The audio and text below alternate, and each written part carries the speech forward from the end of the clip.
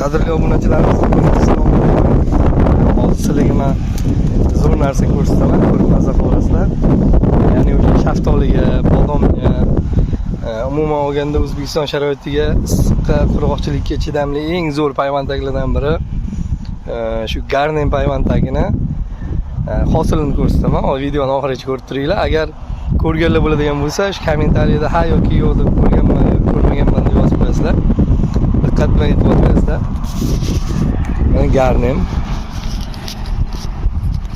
Kattaligini qarang, juda ham zo'r.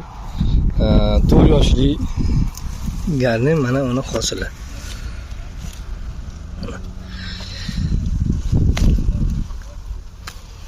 Mana. Garden payvandagini hosili ko'rmaganlar bo'lsa, ko'rasizlar. Keyin sizlarga yana bitta savol. Agar ko'p rivojlangan davlatlarda buni o'sha qalamchasidan yoki kurtagidan in vitroda ko'paytirishadi. Agar biz mana shu urug'idan ko'paytirsak qanday bo'lar ekan? Shuni agar qilganlar bo'lsa kommentariyada yozib qoldiringlar. Agar video yoqqan bo'lsa like bosib qo'yishni unutmaysizlar. Hammaga rahmat, sog' bo'linglar.